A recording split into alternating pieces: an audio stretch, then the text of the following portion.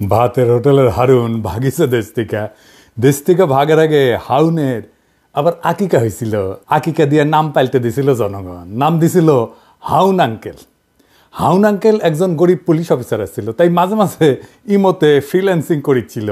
দেশে এখন নতুন হাউন আঙ্কেল আসিছে। শুনেন নতুন হাউন আঙ্কেল কি বলে। জামাত ইসলাম একটি ধর্মান্ধ, একটি উগ্রপন্থী দল। তারা ধর্মকে নিয়ে ব্যবসা করতে চায়। আর পরিষ্কার স্পষ্ট কথা আমি কয়েকদিন আগে বলেছিলাম যে যারা এই ধর্ম ব্যবসায়ী তারা ধার্মিক নয়। আর ধার্মিক তারাই যারা ধর্মভীরু এবং যারা আল্লাহকে ভয় করে। আমার এলাকায় বীরশ্রেষ্ঠ ক্যাপ্টেন মহিউদ্দিন জাহাঙ্গীর সাহেব শাহিদ রয়েছেন। উনি রাজাকারদের দ্বারা নিহত হয়েছেন, পাকিস্তানি সেনাবাহিনীর দ্বারা নিহত হন নাই। শেখ মুজিব সাধারণ ক্ষমা ঘোষণা করেছিলেন, শেখ হাসিনা এসে বিচার শুরু করেছিলেন। আজকে তারা যেভাবে আস্ফলন করে বেড়াচ্ছে, আমি মনে করি যে যুদ্ধ অপরাধীদের বিচার কন্টিনিউ করা দরকার রয়েছে। সে বলিছে জামাত ধর্ম ব্যবসা করিচ্ছে, তাই না? হাসিনা মানবতা বিরোধী অপরাধ ট্রাইব্যুনাল করে জামাত নেতাদের বিচার করে ফাঁসি দিয়ে ঠিকই করেছে, আর জামাত ধর্ম ব্যবসা করে। হারুন ভাই হাঙ্গারের সাথে পলিটিক্স করিচ্ছিল রাজশাহীর। আমার চাইতে বড় নেতা ছিল, 3 বছরের বড়। ভাই কইয়াই ডাকতাম, যদিও খুব ঘনিষ্ঠতা ছিল না, কারণ উনি বিশ্ববিদ্যালয়ের আর আমি শহরে। রাজশাহী বিশ্ববিদ্যালয়ের 2 জন নেতা শহরের নেতাদের সাথে কাজ করতেন, এক রাগিব হাসান মুন্না আর ছাত্রমৈত্রীর, আর ছাত্রদলের রিজভি ভাই। যাই হোক, হারুন ভাইরে আজ আমি খুব বেশি কিছু কমু না আগের সম্পর্কের খাতিরে। কিন্তু হারুন ভাই, আপনি যদি এরকম বেপরোয়া ইন্ডিয়ান লাইনের রাজনীতি চালায় যেতে থাকেন, প্রমিজ আপনারা আমি হাউন আঙ্কেল বানাই দেবো। কেন আপনি ইন্ডিয়ান লাইন পার্সু করিচ্ছেন এটা দেখে দেবো। আপনি কোন আক্কেলে মানবতা বিরোধী অপরাধের সাফাই গাইয়া এটারে চলমান রাখার প্রস্তাব রাখলেন? আপনার নেত্রী খালেদা জিয়া কি বলছিল তার একটা ভিডিও শুনি আগে, আপনারাই শুনাই, বোধহয় শুনেন নাই, শুনেন। 4 দলীয় জোটের নেতা তাদেরকে মিথ্যে মামলা দিয়ে মতিউর রহমান নিজামী, মুজাহিদি, সাইদি, সাইদি, কামরুজ্জামান, কাদের মোল্লা, এদের সবাইকে তারা মিথ্যে মামলা দিয়ে গ্রেফতার করে রেখে দিয়েছে। এইবার আসেন তিনি নানা সময় কি বলছেন সেটা দেখি। জাতীয় সংসদে বিরোধী দল সেই সময় বিএনপির স্থায়ী কমিটির বৈঠক শেষে খালেদা জিয়া বিবৃতিতে জামাত নেতাদের অবিলম্বে মুক্তি দাবি করে বলছেন, জামাতে ইসলামের শীর্ষ 3 নেতা মতিউর রহমান নিজামী, আলী হাসান মুজাহিদ এবং দেলোয়ার হোসেন সাইদিকে গ্রেপ্তারের ঘটনা চরম স্বৈরাচারী পন্থায় রাজনৈতিক নিপীড়নের এক জঘন্য নজির।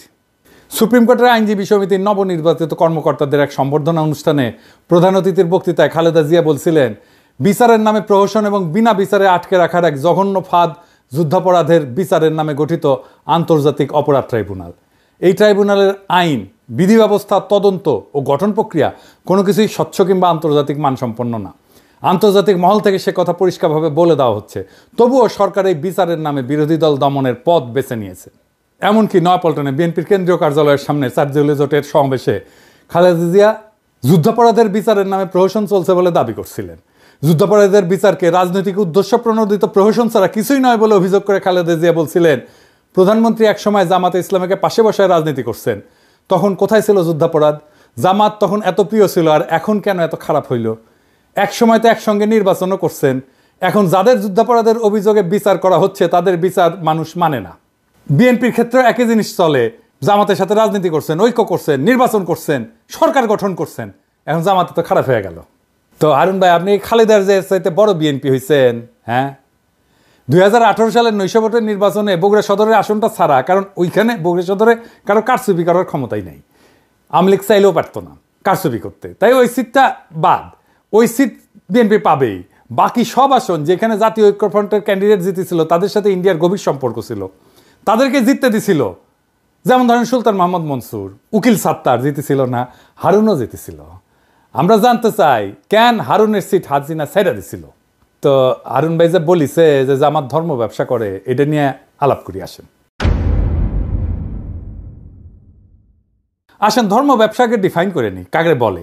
ধর্ম ব্যবসা বলতে বোঝানো হয় এমন একটা অনৈতিক কর্মকাণ্ড যেখানে ধর্মীয় বিশ্বাস, আচার অনুষ্ঠান বা মানুষের ধর্মীয় অনুভূতিকে ব্যবহার কইরা আর্থিক লাভ বা ব্যক্তিগত স্বার্থ হাসিল করা হয়।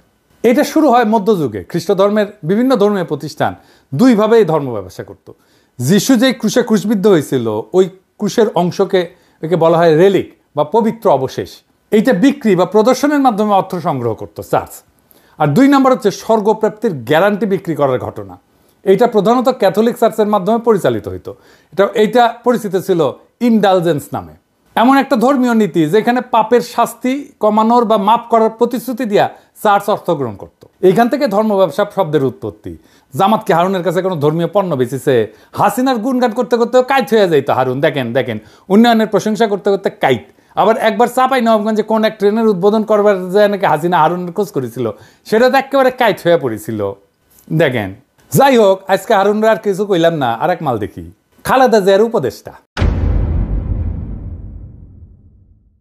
ফজলুর রহমান সাহেব, সাবেক ছাত্রলীগের সভাপতি, ওই যে কেন বিএনপি করে বুঝি না, ওই বিএনপির বসে রাজনীতি করেছে আওয়ামী লীগের।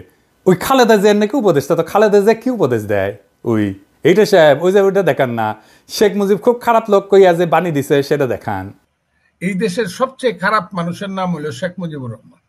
উনি 3রা জানুয়ারি বঙ্গবন্ধু শেখ মুজিবুর রহমান 71 সনে রেসকোর্স ময়দানে মিটিং করে বলল, 6 দফার দাড়ি ক্ষমা সেমিকোলন বাদ দিয়ে যদি আমরা কেউ আপোষ করি, আপনারা আমাদেরকে জ্যান্ত কবর দিবেন। সে আপোষ না করে শেখ মুজিবুর রহমান খুব খারাপ কাম করছে। এই খারাপ কাজ করার কারণেই দেশটা মুক্তিযুদ্ধ পর্যন্ত পড়ছে। বঙ্গবন্ধু শেখ মুজিবুর রহমান 25শে মার্চ পর্যন্ত ইতিহাসের ক্যাপ্টেন সে। 1966 সন থেকে 1971 সন পর্যন্ত ইতিহাসের মুক্তিযুদ্ধের ক্যাপ্টেনের নাম হলো শেখ মুজিবুর রহমান। এখানে জিয়াউর রহমান একটা সেঞ্চুরি মারছে নতুন প্লেয়ার হিসাবে। আর যে পাকিস্তানি সুন্দর সুন্দর ছেলেরা আইসা আমাদের সুন্দরী মেয়েরা বিয়া করিয়া করাচি পিন্ডিতে নিয়ে যাইতো, আর আমরা মনে করতাম আমাদের বাগনা বাগনি গুলা খুব সুন্দর হয়েছে। এটা থেকে শেখ মুজিবুর রহমান আমাদেরকে বঞ্চিত করছে। খুব খারাপ মানুষ শেখ মুজিবুর রহমান। শুনলেন তো, এটা বিএনপির নেতা নাকি আওয়ামী লীগের নেতা? আরো শুনেন কি কয়। ছাত্রদের কোনো কন্ট্রিবিউশন ছিল না জুলাই আগস্ট বিপ্লবে, 90% বিএনপির কর্মী। জনতার সেই অবস্থার মধ্যে নিশ্চয়ই বৈষম্য বিরোধী ছাত্র আন্দোলন নামধারী নেতৃত্ব প্রকাশ্যে এবং গোপনে নেতৃত্বের ভূমিকা অবতীর্ণ হয়েছিল, কিন্তু সমস্ত জনগণের 95% ছিল জাতীয়তাবাদী শক্তির সমর্থক এবং বিএনপির নেতা কর্মী। আমি শুধু বলবো, উদাহরণ দেওয়ার জন্য, শুধু যাত্রাবাড়িতে থেকে দাউদকান্দি পর্যন্ত যে লক্ষ লক্ষ মানুষ ছিল, শেষ দিন যে 137 জন লোক জীবন দিয়েছে থানা দখল করতে গিয়ে যাত্রাবাড়ি, এরা কারা? এদের একজন কি ছাত্র ছিল? এদের একজন কি বৈষম্য বিরোধী ছাত্র আন্দোলনের নেতা ছিল, কর্মী ছিল? না, এদের প্রায় 99% লোক ছিল শহীদ জিয়ার আদর্শের কর্মী, খালেদা জিয়া এবং তারেক রহমানের কর্মী। কারণ হাইসানি আসিচ্ছি, এই প্রসঙ্গে আসিচ্ছি। আপনার নেতা মির্জা ফখরুল কি কইছিল আন্দোলন সম্পর্কে? বিএনপি নাকি আন্দোলনে ছিল না। এই যে দেখেন, তার কথা শুনেন। আন্দোলনের সঙ্গে শিক্ষার্থীরা সরাসরি জড়িত, আমরা এই আন্দোলনের সঙ্গে কখনোই সরাসরি জড়িত নই। 90% বিএনপি কর্মী হয়ে গেল। আর দেখেন, ছাত্রদের বিরুদ্ধে কি বিপুল ঘৃণা। সমন্বয়ক নামে 22-23 বছরের ছাত্ররা ডিসির সাথে মিটিং করতে যেতেছে, আর ওনার পুচ্ছে আগুন ধরে গেছে। শুনেন, এখন বাংলাদেশের সব দলের চেয়ে বড় দলের নাম হলো সমন্বয়কের দল। আমি কিশোরগঞ্জে গেছিলাম, যদি 4-5টা ছেলে হাতে ডায়েরি নিয়ে হাঁটে। আমি কেন আসছিলাম? ডিসি সাহেবের সঙ্গে মিটিং করতে আসছি। কোন ক্লাসে পড়ো? কলেজে ফার্স্ট ইয়ারে পড়ি, গুরুদয়াল কলেজে। এইভাবে 3টা জেনারেশন নষ্ট হয়ে যাচ্ছে বাংলাদেশের। কারণ সমন্বয়ক হইলে পরে ফার্স্ট ইয়ারে পড়েই ডিসি সাহেবের সাথে মিটিং করে প্রজেক্ট করা যায়। এইবার দেখেন নিজেই কি কইতেছে, যে ও নিজে, ফজলুর রহমান নিজে যখন ওই বয়সে ছিল, ওই বয়সে 32 জনের মারছে, যারে কইছে তারই মারছে, তার সাঙ্গ পাঙ্গড়ায়। যে শুনেন, আমরা ছোটখাটো মানুষ, কিন্তু আমি যে 23 বছরে যে পাওয়ার পাইছিলাম, এখন ইউনূস সাহেবের সেই পাওয়ার নাই। আমি আবারও বলছি, 23 বছর বয়সে আমার হাতে যে পাওয়ার ছিল মুক্তিযোদ্ধা কমান্ডার হিসাবে, আমি ইচ্ছা করলেই বলতে পারতাম, ও এরে ফেলায় দে। 16 ডিসেম্বরের আগে এ রাজাকার আমার বিরুদ্ধে যুদ্ধ করছে, ফেলায় দে। 15 জনকে গুলি করে আমার যে সৈনিকরা ছিল, মুক্তিযোদ্ধারা ছিল, ফেলায় দিয়েছে গাঙ্গের পারে। দেখেছেন? তা মুরব্বী, আপনার কি আদৌ ডিসিদের সাথে মিটিং করে ছাত্রদের নিয়ে ইনকা বিষোদ্গার করা উচিত? ওরা বিরোচিত কাজ করেছে, দলে দলে কাতারে কাতারে জীবন দিয়া সারা দেশের মানুষের জায়গায় তুলছে, ঐক্যবদ্ধ করছে। আর আপনার এখন পৌরুষ জায়গায় উঠছে না, আপনি কইতেছেন কোনো কন্ট্রিবিউশন নাই। আপনি হুশে আছেন মুরব্বী, আপনি মুরব্বী মানুষ, বেশি কিছু কমু না। আপনারা করেছেন কি, ঈদের পরে আন্দোলন কইরা কইরা তো বছরের পর বছর পার করেছেন, এখন গলাত প্রচুর জোর এসেছে না? আপনাদের তো মির্জা আব্বাস কইছে 28 অক্টোবর প্রাণ ভয়ে প্রতিরোধ গড়ে তুলতে পারেন নাই, এখন পাঙ্খা গজাইছে, হিংসা হয় ছাত্রদের, আপনারা হাত মারিছেন, বুঝেছেন? 16 বছর ধরে হাত মারিছেন, ছাত্ররা পাইরা ফেলা মেরে দিচ্ছে 3 সপ্তাহে হাসিনার। ফাল পারা বন্ধ করবেন, আবার ফাল পারবেন তো পাবলিকে কলে পাইরা ফেলবে, খুব খেয়াল। এইগুলা হইতেছে বাকশালী ডিম, বুঝছেন? বিএনপির বাসাত রাখিছে, বিএনপি তা দিচ্ছে এগুলাতে, এটা ফুটে বাকশালী চাও বাড়াবে। এবার বলেন, এই যে ভারত ঘেঁষার বাম এলিমেন্টগুলা কই থেকে বাইর হইতেছে বিএনপির মধ্যে থেকে, আর প্রমিনেন্স পাইতেছে, এত মিডিয়া কভারেজ পাইতেছে, এইখানেই আছে বিএনপির আগাম নির্বাচনের দাবির প্রশ্ন। বিএনপির আগাম নির্বাচন এটা ইন্ডিয়ান গেম। এবার কইবেন যে কইলেই হইল, আমি কোনো অনুমান করে কথা বলি না। আপনি দেখেন বিনা সিক্রি কি কইতেছে, সে বাংলাদেশে 111-এর আগে ইন্ডিয়ান হাই কমিশনার ছিল, সে আগে নির্বাচন পরে সংস্কার, এই আইডিয়ার প্রবক্তা, শুনেন তার মুখে শুনেন। The political parties of Bangladesh are saying this to Mohammed Yunus. Elections first. The reforms are to be done only by an elected government. This is business. এইবার যে ইন্ডিয়ান যে প্ল্যান, এবার বুঝিছেন? বিএনপিকে তো জবাব দিতে হবে, কেন বিনা সিক্রি তাদের দাবির পক্ষে কথা বলে। বিএনপি যে নির্বাচন করিচ্ছে, এটা কি ঠিক কাজ হচ্ছে? তার আগে প্রফেসর ইউনূসের সরকারের সমালোচনা করে নিয়ে এটা বলার দরকার আছে, কারণ বিএনপির এই নির্বাচন করে সিক্কর পাড়ার পিছে প্রফেসর ইউনূসের সরকারের দায় আছে। তো কেন বিএনপি নির্বাচনের দাবি তুলতে পারতেছে সেটা আলাপ করা দরকার না? আসেন করি। প্রফেসর ইউনূসের সরকার তো এমনিতে স্লো, এমন উদ্ভট ডিসিশন নিতেছে যে ডায়াপার পরে উপদেষ্টারা, পাবলিক বিরক্ত হইতেছে। দৃশ্যমান উন্নতি আছে কিন্তু তাও পাবলিক বিরক্ত হইতেছে। এই যে হাসিনা আমলে 400 টাকা কেজি কাঁচামরিচ খাওয়াইছিল না, এখন কাঁচামরিচ এখন কত, 40 টাকা কেজি, তাও মানুষ বিরক্ত কেন? আমি বলছিলাম না যে ভ্যাট শূন্য করে দিতে হবে ওষুধে, নিত্য ব্যবহার্য ওষুধে, এমনভাবে নিত্য ব্যবহার্য ওষুধে কমাইতে হবে। আর লাইফস্টাইল ওষুধ মানে ভিটামিন, মিনারেল, প্রোবায়োটিক আর ধ্বজভঙ্গ সারানোর ওষুধ, এগুলোতে সরকারের ভ্যাট বাড়াই দিতে হবে, রাজস্ব যেন না কমে সরকারের। স্বাস্থ্য মন্ত্রণালয় কিন্তু এই প্রস্তাব নিয়ে কাজ করতেছিল, আমার প্রস্তাব গ্রহণ করছিল, তাদের ধন্যবাদ জানাই। তালিকা ফাইনাল হয়ে যাওয়ার মাত্র 2 দিন আগে ওষুধের উপরে ভ্যাট বসাই দিল অর্থ মন্ত্রণালয়। এতে নাকি সমস্যা হবে না, অর্থমন্ত্রী কইছে। আরে সমস্যা হবে কি হবে না এটা তো আমরা বুঝি। জিজ্ঞাসিলেন আমাদেরকে সালাউদ্দিন সাহেব, আপনি আমাদের মতামত নিয়েছিলেন, রাষ্ট্রে কি আপনার বাপের তালুকদারি যে ইচ্ছা হইলো ভ্যাট বাড়াইলাম? আপনারা গালাইছিলাম, এরে ওরে কমপ্লেন করেছিলেন। নূরজাহান আপা বলে যে তুমি গালাই বানা এখন থেকে বয়স্ক মানুষকে, আমি গালি দেওয়া বন্ধ করেছি উনার রিকোয়েস্টে, আর আপনাদের পাঙ্খা গজাইছে। নূরজাহান আপা দেখেন, এবার দেখেন, আপনার কাছে তো আমি কমিটমেন্ট দিছিলাম গালি দিব না, দেখেন আপনার মন্ত্রণালয়কে খাইলো বাম্বু। পাবলিক এখন আপনারা গালাইতেছে যে আপনি বোধহয় ওষুধের দাম বাড়াইছেন।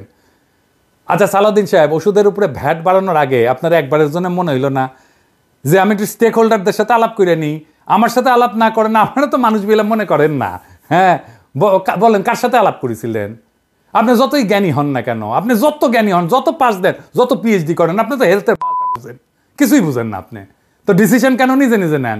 বুঝান তো সাউদ্দিন সাহেব, আপনি কথা কইবেন, স্টেক হোল্ডারদের সাথে কথা কইবেন, আমার সাথে কোন বা যার সাথে কোন কথা বলে কনভিন্স করবেন কেন আপনি ভ্যাট বাড়াইছেন ওষুধের উপরে। আমার সাথে কথা কইতে চাইলে মোস্ট ওয়েলকাম, আগে কনভিন্স করবেন, তারপরে ওষুধের উপরে ভ্যাট বাড়াইবেন। আমি কলে আগুন জ্বালাই দেবো, জান কালা কালা করে দেবো আপনার। আমি প্যারিসে থাকলেও ঢাকার রাস্তায় আমি লাখো জনতা নামাইতে পারবো। ওষুধের উপরে ভ্যাট বন্ধ, ফুল স্টপ, 1 পয়সা ভ্যাট বাড়াবেন না। এবার আসেন বিএনপির নির্বাচনের প্রশ্ন। আচ্ছা বিএনপি ভাইরা, আপনারা যে নির্বাচন করছেন, ইকোনমির অবস্থা জানেন? ইকোনমি যে জয় বাংলা হয়ে আছে সেটা জানেন? খবরই তো নাই। অর্থনীতির অবস্থা নিয়ে ভিডিও আসবি, আমি ভয় পাইতে চাই নাই, তাই এটা নিয়ে কিছু বলি নাই। আপনারা বলেছে, আপনারা না বললে আপনারা বুঝবেন না কিসের মধ্যে ল্যান্ড করতে যাইতেছেন। এর মধ্যে রাষ্ট্র ক্ষমতা যাবেন, পারবেন না তো চালাইতে, দেশে চালাইতে পারবেন না, টাকা নাই তো। আর আপনারা কি তৈরি রাষ্ট্র ক্ষমতা নেওয়ার জন্যে? আপনার ছায়ামন্ত্রী সভা কই? রাষ্ট্রপ্রধান কে হবে? এইসব কি দেশবাসীর জানা উচিত না? এই যে 5 মাসে বেশি গেল, এই সময় অন্তঃসার শূন্য বক্তিমা ছাড়া আর কি দিচ্ছেন? সরকারের নাকি সাহায্য করবেন, কি ভালো সাহায্য করেছেন? এই যে ইন্ডিয়ান ডিসইনফরমেশন ক্যাম্পেইন কিছু করেছেন, এটার মোকাবেলা দল হিসেবে তো আপনার সক্ষমতা দেখতে চাই আমরা। আপনাদের তো খাইয়া ফেলবে ইন্ডিয়া। এখন ভাবিছেন ইন্ডিয়ার সাথে সিস্টেম করেছেন, ইন্ডিয়া ঝামেলা দিবে না। যেই মাত্র একটা স্বাধীন নীতির বাস্তবায়ন করতে যাইবেন, তখন দেখবেন ওইসব প্রতিশ্রুতির চাঙ্গে তুইলা কোমর বেঁধে নামবে আপনার বিরুদ্ধে। এখন যদি মনে করেন আপনি ইন্ডিয়ার ইচ্ছা মতো চালাইয়া তার মন পাইবেন, পাবলিকে ছাড়বে, আপনাদেরকে ছাড়বে না। আপনাদের জনগণের শক্তির উপরে ভরসা করতে হবে। এই যে 31 দফা দিচ্ছেন পুরাই তো বুলশিট। একটা এক্সাম্পল দিই, হ্যাঁ, মনে কিছু কইরেন না, আপনাদের কইলে তো আবার মনে কিছু করেন। বিএনপির 31 দফার 25 আর 26 দফা আছে স্বাস্থ্য নিয়ে কথা। দেখি আমি পড়ে দেখি, স্বাস্থ্যকে সম্পদ হিসাবে বিবেচনা করে সবার জন্য স্বাস্থ্য এবং বিনা চিকিৎসায় কোনো মৃত্যু নয়, এই নীতির ভিত্তিতে যুক্তরাজ্যের আদলে সার্বজনীন করা হবে, মানে সার্বজনীন স্বাস্থ্যসেবা করা হবে। স্বাস্থ্যসেবা প্রবর্তন করে সবার জন্য স্বাস্থ্য কার্ড চালু করা হবে। জাতীয় বাজেটে স্বাস্থ্য খাতে জিডিপির 5% অর্থ বরাদ্দ করা হবে। আপনার কি জানা আছে এনএইচএস এর যুক্তরাষ্ট্রের মডেলটা কি? এটা বাংলাদেশের জন্য আসলে উপযুক্ত কিনা? আপনার কোনো ক্রিটিক্যাল সেন্স আছে? আসেন এটা বুঝে দেখি। এনএইচএস এর মডেল বাংলাদেশে চলবে না। এর কারণগুলো হইলো, একটা হচ্ছে অর্থনৈতিক সীমাবদ্ধতা। এনএইচএস এর মডেলটি এটা অর্থায়ন করার জন্য একটা শক্তিশালী এবং ধারাবাহিক রাজস্ব ব্যবস্থা প্রয়োজন। থার্ড ওয়ার্ল্ডের দেশগুলোতে কর আদায়ের হার খুব কম এবং অর্থনৈতিক অবকাঠামো খুব দুর্বল, ফলে এটা সম্পূর্ণরূপে সরকারি স্বাস্থ্যসেবা চালু করার জন্য যে অর্থ দরকার তা সরবরাহ করা সম্ভব না। জিডিপির 5% বরাদ্দ করবেন। ইউকের কত পার্সেন্ট আছে জিডিপির আপনি জানেন? প্রায় 12% জিডিপির। তা আপনি কেমনি করবেন? বললেই হইলো। আপনি ওইদিকে বলতেছেন 5% আর বলতেছেন ইউকের মতো করবেন। বা আপনার কাপড় এতটুকু, আপনি সামনে ডাকবেন না পিছের ফুটা ডাকবেন, সেটাই তো ঠিক করতে পারেননি। আপনি তো সামনে ডাকলে পিছের ফাঁকা হয়ে থাকবে। এনএইচএস এর পরিচালনার জন্য একটা দক্ষ প্রশাসনিক কাঠামো দরকার। এটা বাংলাদেশের আছে। ইনস্টিটিউশনাল কোনো স্ট্রেংথ আছে বাংলাদেশের? কেন্দ্রীয়ভাবে স্বাস্থ্যসেবা পরিচালনার জন্য যে ধরনের দক্ষতা দরকার সেটা তো বাংলাদেশের নাই। এবং আমাদের স্বাস্থ্যের যে প্রায়োরিটি এবং রোগের প্রকৃতি এবং প্রায়োরিটি একরকম না। এনএইচএস এখানে নন কমিউনিকেবল ডিজিজ যেমন ডায়াবেটিস, ক্যান্সার, এগুলোকে প্রাধান্য দেয় সিস্টেমটা বানানো হয়েছে। আর আমাদের মতো দেশে এটা কমিউনিকেবল ডিজিজ, সংক্রামক রোগ, এগুলো বেশি। ডেঙ্গু, ম্যালেরিয়া, অপুষ্টি, ডায়রিয়া, টাইফয়েড, এগুলো বড় সমস্যা। আপনি যে বলেছেন সবার জন্য স্বাস্থ্য, ওইটা primary health care. Primary health care NHS এর প্রায়োরিটি না। তো দুইটা একই সাথে করবেন, আবার বাজেট দেবেন 5%, কেমনে করবেন? পারবেনই না। আপনার 5 লাইনের একটা হেলথ স্ট্র্যাটেজি করতে গেলে পুরাই ভুল করেন, তো রাষ্ট্র চালাইবেন কেমনে? আমরা অনেকে বলে যে আমি কেন বিএনপির সমালোচনা করি, কেন জামাতের সমালোচনা করি না। আরে বাবা, এই কথা আওয়ামী লীগেররা বলতো হাসিনার আমলে, কেন বিএনপির সমালোচনা করি না, আওয়ামী লীগের সমালোচনা করি। আমি সেই সময় কইছি বিএনপি ক্ষমতায় আসুক, আমি ঠিকই সমালোচনা করব। জামাত তো ক্ষমতায় আসিচ্ছে না, তো আমার সমালোচনা করার দরকার কি? ও তো রাষ্ট্র ক্ষমতায় বসিচ্ছে না। কিছু মানুষ আছে যারা সবসময় সরকারি দল করে, আর আমি সবসময় বিরোধী দল করবো। কারণ রাজনৈতিক দলগুলো কখনোই জনগণের স্বার্থ রক্ষা করে না, আপনারাও করবেন না। আমাকে তো আমার জনগণের পক্ষে থাকতে হবে। আপনার নেতারা ইন্ডিয়ান ন্যারেটিভ বলতে থাকবে, মুজিব বন্দনা করতে থাকবে, 72-এর সংবিধান করতে কান্দে বুক বাসাবে, আর আমাকে জিন্দাবাদ দিতে হবে আপনাদের নামে। এই আবদার কেন? আমি কি আপনাদের চাকরি করি নাকি আপনাদের দল করি? হাসিনার বিরুদ্ধে অ্যাক্টিভিজমে মিত্র আছিলেন, আমার অনেক অ্যাক্টিভিজম আপনার পক্ষে গেছে, তাই বলে তো এটা মনে করা ঠিক না যে আমি আপনাদের দল করি। সরকার গঠন করতে না করতে দলের সমালোচনা সহ্য করতে পারতেছেন না, তো সরকার করলে কি করবেন? স্যাম্পল তো এখনই দেখাইতেছেন, তাই না? যাই হোক, আপনাদের জন্য আগামী দিনের একটা বার্তা দিই, সেটা মন দিয়ে শুনেন ভাইরা। বাংলাদেশের অসংখ্য সমস্যা, তার কোনো কুইক ফিক্স নাই। আপনার হাতে কোনো ম্যাজিক নাই, প্রফেসর ইউনূসের হাতেও কোনো ম্যাজিক নাই। আপনি ক্ষমতায় যাবেন আর অজনপ্রিয় হবেনই। জান লড়াই দিয়ে কাজ করলেও অজনপ্রিয় হবেন। প্রফেসর ইউনূসের সরকারি কি প্রমাণ না? কি বিশাল জনপ্রিয়তা নিয়ে একটা জাতীয় ঐক্যের মধ্যে দিয়ে ক্ষমতা নিল, আর বেড়াচেরা করে ফেললো কয়েক মাসের মধ্যেই। কেউ তো করাপশন করেনি, তারপরেও বেড়াচেরা করে ফেললো, কোনো করাপশনের অভিযোগ নাই। ইন্ডিয়া আপনাদেরকে দাঁড়াইতেই দেবে না রাষ্ট্র হিসাবে, এটাই ভারতের বাংলাদেশ নীতি। বাংলাদেশে ক্ষমতাবানরা তখনই জনপ্রিয় থাকতে পারবেন যখন আপনি ক্ষমতায় থেকেও সাধারণ নিম্নবিত্তের জীবন জড়াই ধরতে পারবেন, ওটা কাটাইতে পারবেন, সাধারণ মানুষের মধ্যে থাকবেন, সাধারণ মানুষের সাথে মিশবেন, খুব সাধারণ খাবেন, সাধারণ কাপড় পরবেন, আমজনতার সাথে মিশে যেতে পারবেন, তখনই আপনি জনপ্রিয় হবেন। আপনি তো এটা পারবেন না, আপনি তো প্যাপু বাঁশি বাজায় গাড়ি নিয়ে যাবেন, গাড়ি ছাড়া চলবে না, পিছে গার্ড থাকবে, মন্ত্রীর বাসা ছাড়া থাকতে পারবেন না। তাই আপনাদের ব্যাপক একটা ইউনিটির মধ্যে দিয়ে যাইতে হবে, আর ভরসা করতে হবে বাংলাদেশের জনগণের উপরে। ইউটিউবারদের উপরে চড়া হয়ে লাভ নাই। হ্যাঁ, ইউটিউবাররা আমজনতার আরও বেশি পছন্দের মানুষ হইয়া উঠতে থাকবে, এইটা ঠেকাইতে পারবেন না। হুদাই ট্রাই করেন না। আপনার দলের বাম, আওয়ামী লীগ আর 72-এর সংবিধান আর ইন্ডিয়া প্রেমীদের ঠেকান। আপনাদের সাথে সম্পর্ক তাইলে রচিত হবে। আমরা তো জনগণের পক্ষ ছাড়বো না। আমরা এমপি মন্ত্রীও হইতে যাইতেছি না, আপনার ক্ষমতার স্টেকও নিতে যাইতেছি না। জনগণের কথা আমরা বলতেই থাকবো, আমরা জনগণের কণ্ঠস্বর হইয়া থাকবো। তারপরে একদিন দেখবেন এই জনতা আবার জাগিছে, আর সেই নবজাগ্রত জনতার পিছে পিছে আছে এই 2 পয়সার ইউটিউবাররা। এই জিনিস যদি দেখতে না চান, তার বদলে আপনারা জায়গা ওঠেন, জনতার শক্তিকে ধারণ করেন, জনতার আকাঙ্ক্ষাকে ধারণ করেন, দেশ এবং জাতি উপকৃত হবে। ইনকিলাব জিন্দাবাদ।